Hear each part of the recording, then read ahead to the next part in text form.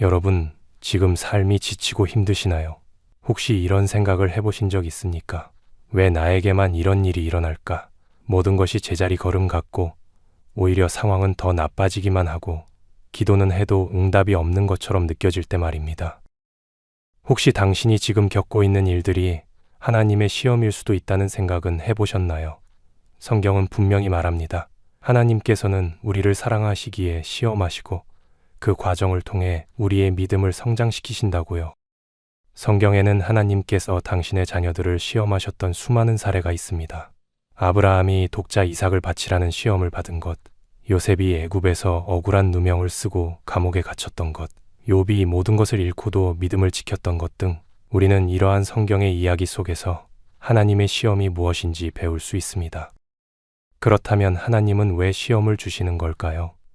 하나님께서 우리를 시험하시는 이유는 단순한 고난이나 괴로움이 아니라 우리의 믿음과 순종을 더욱 견고하게 하시려는 뜻이 있기 때문입니다.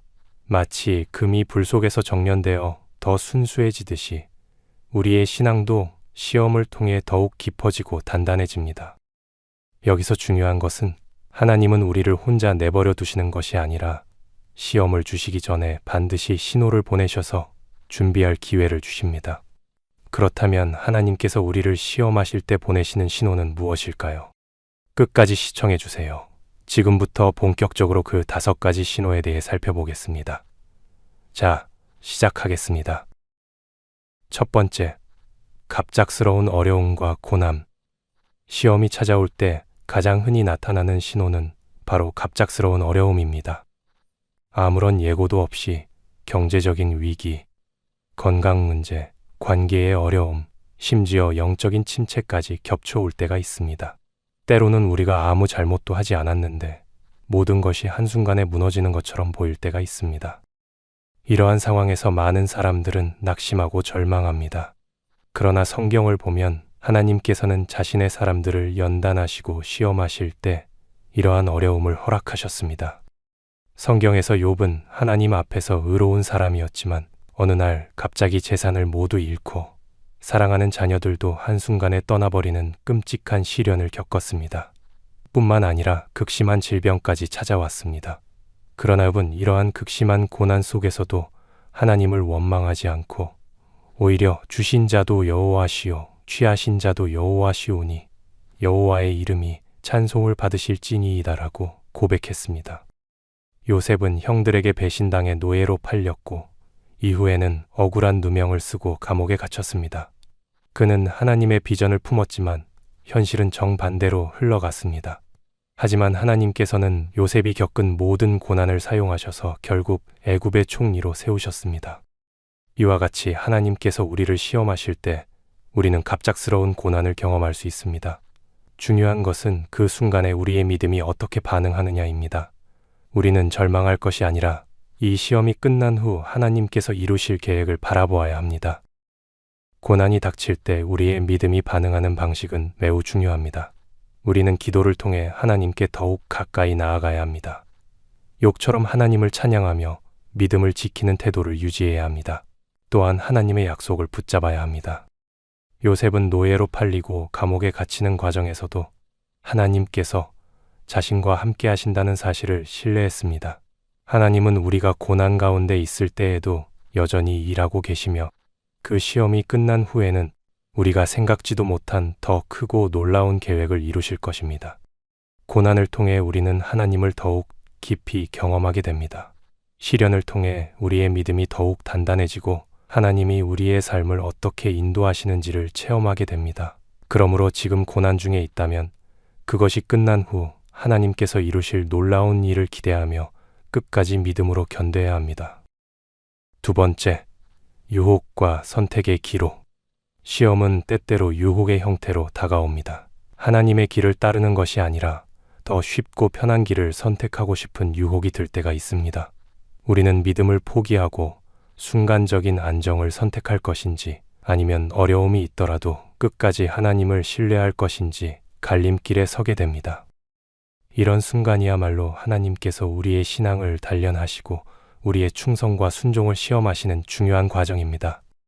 유혹은 겉으로 보기엔 매력적이고 당장 우리에게 유익을 줄 것처럼 보일 수도 있습니다. 그러나 그것은 하나님의 계획을 벗어난 길이며 결국은 영적으로 무너지는 결과를 초래합니다. 하나님께서는 우리가 이러한 유혹을 직면할 때 그분의 말씀과 진리를 붙잡고 올바른 결정을 내리기를 원하십니다. 예수님께서는 공생애를 시작하시기 전 성령에 이끌려 40일 동안 광야에서 금식하셨습니다. 그때 사탄은 3가지 유혹을 통해 예수님을 시험했습니다. 돌을 떡으로 만들라는 유혹, 육체적 필요를 채우기 위해 기적을 행하라는 시험이었습니다. 하지만 예수님은 사람이 떡으로만 살 것이 아니요 하나님의 입으로 나오는 모든 말씀으로 살 것이라고 말하며 하나님의 말씀을 더 소중히 여기셨습니다. 성전 꼭대기에서 뛰어내리라는 유혹, 하나님의 보호를 시험해보라는 제안이었지만 예수님은 주 너의 하나님을 시험치 말라 하였느니라 라고 말씀하셨습니다. 세상의 영광과 권세를 주겠다는 유혹, 사탄에게 경배하면 세상의 모든 것을 주겠다는 제안이었지만 예수님은 주 너의 하나님께 경배하고 다만 그를 섬기라라고 말씀하시며 사탄을 물리치셨습니다. 예수님께서는 모든 유혹을 하나님의 말씀으로 대적하셨고 우리에게도 동일한 방법을 가르쳐 주셨습니다. 우리의 삶에서도 유혹이 찾아올 때 우리는 하나님의 말씀을 붙들어야 합니다. 성경 속 다니엘과 세 친구 이야기에서 바벨론의 느부갓네살 왕은 금 신상을 세우고 모든 사람들에게 절하라고 명령했습니다. 그러나 다니엘의 세 친구 사드락, 메삭, 아벳느고는 하나님의 계명을 어길 수 없었기에 단호하게 거절했습니다. 왕이 그들을 풀무불에 던지겠다고 협박했지만 그들은 이렇게 선언했습니다. 만일 그럴 것이면 왕이여, 우리가 섬기는 우리 하나님이 우리를 극렬히 타는 풀무 가운데서 능히 건져내시겠고 왕의 손에서도 건져내시리이다. 그리 아니하실지라도 왕이여, 우리가 왕의 신들을 섬기지도 아니하고 왕의 세우신 금 신상에게 절하지도 아니할 줄을 아옵소서. 이들은 믿음을 타협하지 않았고 하나님께서 그들을 불길 속에서도 지켜주셨습니다. 결국 왕은 하나님의 능력을 인정하며 그들을 높였습니다. 시험의 순간 우리는 믿음을 타협할 것인가 아니면 하나님께 순종할 것인가를 선택해야 합니다. 때로는 하나님을 따르는 길이 힘들어 보일 수 있습니다. 그러나 우리가 끝까지 믿음을 지키고 하나님의 말씀에 순종할 때 하나님께서는 우리를 지켜주시고 반드시 승리하게 하십니다. 유혹의 순간마다 하나님의 말씀을 마음에 새기고 하나님을 신뢰하며 담대히 나아가야 합니다. 3번째, 인내를 요구하는 상황. 하나님의 시험 중 하나는 인내의 시험입니다. 하나님은 때때로 우리가 기다릴 수 있는지, 조급해하지 않고 하나님을 신뢰할 수 있는지를 보십니다. 많은 경우 응답이 지연될 때 우리는 불안해하고 인간적인 방법을 찾으려 합니다. 그러나 하나님은 우리가 끝까지 인내하며 신뢰할 수 있는지를 시험하십니다. 성경에서 하나님께서는 아브라함에게 자손을 약속하셨지만 그 약속이 이루어지기까지 무려 25년이 걸렸습니다. 기다리는 동안 사라는 조급해하여 하갈을 통해 이스마엘 출산을 택했지만 결국 하나님께서는 때가 찼을 때 이삭을 주셨습니다. 아브라함이 하나님의 약속을 끝까지 신뢰했다면 조급함으로 인해 불필요한 갈등과 어려움을 겪지 않았을 것입니다. 출애굽기 16장 35절. 이스라엘 자손이 사람 사는 땅에 이르기까지 40년 동안 만나를 먹되 곧 가나안 지경에 이르기까지 그들이 만나를 먹었더라. 이스라엘 백성은 약속의 땅에 들어가기 전 40년 동안 광야에서 인내를 배우며 훈련을 받았습니다. 그들은 하나님의 공급하심을 신뢰하지 못해 원망하고 불평했지만 하나님은 만나와 메추라기로 그들을 먹이셨고 반석에서 물을 내어 그들의 생명을 유지하셨습니다. 그러나 인내하지 못한 세대는 가나안에 들어가지 못하고 광야에서 죽었습니다. 시험 속에서 하나님은 우리가 끝까지 신뢰할 수 있는지를 보십니다. 우리는 어떻게 해야 하나님께 끝까지 신뢰할 수 있는 믿음을 가질 수 있을까요? 하나님의 약속을 기억해야 합니다. 하나님은 신실하신 분이시며 그분이 하신 약속은 반드시 이루어집니다. 기도를 통해 하나님의 뜻을 구해야 합니다. 우리의 생각보다 하나님의 계획이 더 완벽함을 인정하고 기다리는 과정에서도 하나님과 교제해야 합니다. 조급함을 내려놓고 순종해야 합니다. 우리의 시간과 하나님의 시간은 다릅니다. 하나님의 타이밍을 신뢰하는 것이 중요합니다. 하나님은 우리를 기다리게 하실 때 더 좋은 것을 준비하고 계십니다. 그러므로 조급해하지 말고 하나님의 때를 믿으며 끝까지 인내해야 합니다. 네 번째, 하나님의 침묵. 하나님께서 때때로 아무런 응답을 하지 않으실 때가 있습니다. 기도해도 응답이 없고 아무리 기다려도 상황이 나아지지 않을 때 우리는 하나님의 침묵 속에서 혼란과 두려움을 경험합니다. 하지만 성경을 보면 하나님은 침묵 속에서도 역사하고 계셨습니다. 하나님의 침묵은 단순히 우리를 외면하는 것이 아니라 더 깊은 신뢰를 배우게 하시려는 과정일 수 있습니다. 우리의 신앙이 진정한 믿음인지 시험하시고 우리가 하나님을 우리의 감정이나 상황에 따라 신뢰하는 것이 아니라 그분의 본성과 약속을 의지할 수 있는지를 확인하시는 것입니다.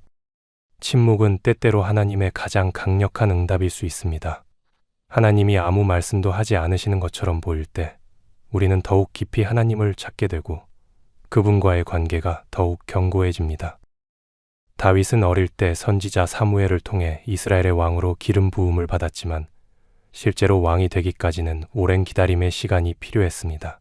그는 사울 왕에게 쫓기며 광야를 전전해야 했고 수없이 많은 위기 속에서 하나님께 부르짖었습니다. 여호와여, 어느 때까지니이까? 나를 영영히 잊으시나이까? 주의 얼굴을 나에게서 언제까지 숨기시겠나이까? 다윗은 하나님의 침묵 속에서도 끝까지 하나님을 신뢰했고 결국 하나님의 때에 왕이 되는 축복을 받았습니다. 예수님께서는 십자가 위에서 절규하며 외치셨습니다. 나의 하나님, 나의 하나님, 어찌하여 나를 버리셨나이까? 이 말씀은 단순한 절망의 외침이 아니라 하나님께서 인간의 죄를 대신 짊어진 예수님을 순간적으로 외면하신 깊은 고통의 순간을 의미합니다. 그러나 우리는 알고 있습니다. 그 침묵은 곧 부활의 영광으로 이어졌고 인류를 구원하는 하나님의 가장 위대한 계획이었습니다. 하나님의 침묵은 버림이 아니라 하나님의 섭리와 계획이 이루어지는 과정이었습니다. 하나님의 침묵은 우리가 신뢰를 배울 기회입니다. 우리는 그분의 응답이 없을 때라도 신실하신 하나님을 끝까지 의지해야 합니다. 하나님께서 즉각적으로 응답하시지 않는다고 해서 우리를 외면하시는 것이 아닙니다. 오히려 그 침묵의 시간 속에서 하나님은 우리를 더욱 단련하시고 우리를 더욱 하나님께 가까이 나아오도록 이끄십니다. 하나님의 응답이 없다고 느껴질 때 우리는 더욱 기도해야 합니다. 신뢰하고 기다리는 법을 배워야 합니다. 왜냐하면 하나님의 때는 언제나 정확하고 완벽하기 때문입니다. 다섯 번째, 믿음의 결단을 요구받는 순간. 시험은 결국 믿음의 결단을 요구하는 순간으로 이어집니다. 하나님은 우리가 온전히 순종할 준비가 되었는지를 보십니다. 믿음의 결단이 필요한 순간, 우리는 하나님을 신뢰하며 나아가야 합니다. 아브라함은 하나뿐인 아들 이삭을 하나님께 번제로 드리라는 명령을 받았습니다. 그는 이해할 수 없는 상황 속에서도 하나님의 명령을 따랐고 결국 하나님께서 그의 믿음을 인정하시고 이삭을 돌려주셨습니다. 모세는 애굽의 왕궁에서 부귀영화를 누릴 수 있었지만 하나님의 백성과 함께하는 길을 선택했습니다. 그는 하나님의 부르심을 따라 고난을 감수하며 믿음의 결단을 내렸습니다. 우리도 믿음의 결단을 내려야 할 순간이 옵니다. 그때 우리는 하나님의 신실하심을 믿고 담대히 나아가야 합니다. 하나님의 시험은 우리를 넘어뜨리기 위한 것이 아니라 우리의 믿음을 연단하고 성장시키기 위한 것입니다. 하나님께서는 우리의 연약함을 아시고 우리가 감당할 수 없는 시험을 허락하지 않으십니다. 지금 어려움 속에 있다면 그것이 하나님의 시험일 수도 있습니다. 하지만 기억하십시오.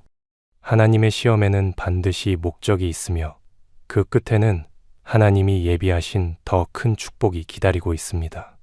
우리가 끝까지 인내하고 믿음을 지킨다면 하나님께서는 반드시 우리를 승리로 이끄실 것입니다.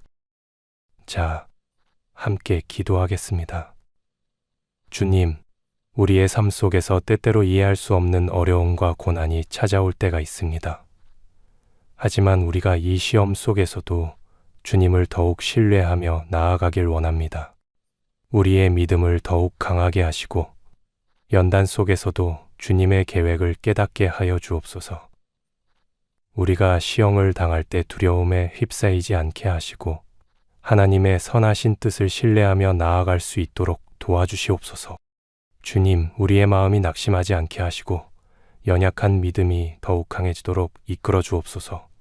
고난 가운데서도 하나님을 찬양할 수 있는 믿음을 허락하여 주시고 우리의 모든 삶이 주님의 영광을 드러내는 도구가 되게 하여 주옵소서. 끝까지 인내하며 주님을 바라보는 삶을 살게 하시고 주님의 뜻 안에서 승리하게 하여 주옵소서. 예수님의 이름으로 기도드립니다. 아멘. 이 영상이 여러분에게 도움이 되셨다면 구독과 좋아요를 부탁드립니다. 모든 분들에게 은혜와 평강이 더하길 바라며 여러분의 삶 속에서 주님의 인도하심을 경험하시길 바랍니다.